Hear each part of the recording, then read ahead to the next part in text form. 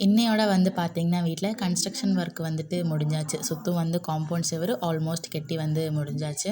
இங்க ரொம்ப மழைங்கனால பாதி செவுர வந்து தேய்ச்சிருக்கோம். மீதி வந்து பார்த்தீங்கன்னா, அப்படியே இருக்கு.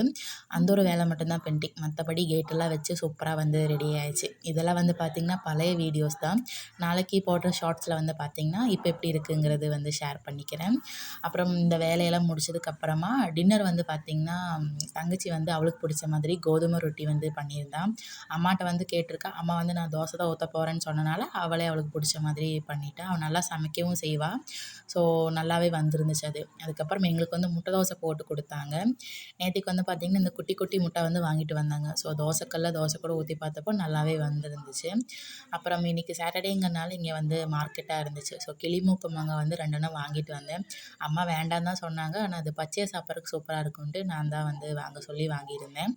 அப்புறம் அப்படி வந்து அம்மா வெங்காய தோசை எல்லாம் ஊத்தி குடுத்துட்டு இருந்தாங்க. ஸோ சட்னி அப்புறம் மத்தியானம் வச்ச முட்டையோட கிரேவிலாம் இருந்துச்சு. ஸோ அது அப்படியே போயிட்டு இருந்துச்சு. இன்னைக்கான ஈவினிங் வந்து இப்படி தான் போச்சு. நம்ம நாளைக்கு ஒரு மினி விலாக்ல பார்க்கலாம். அதுவரைக்கும் பாய் பாய்.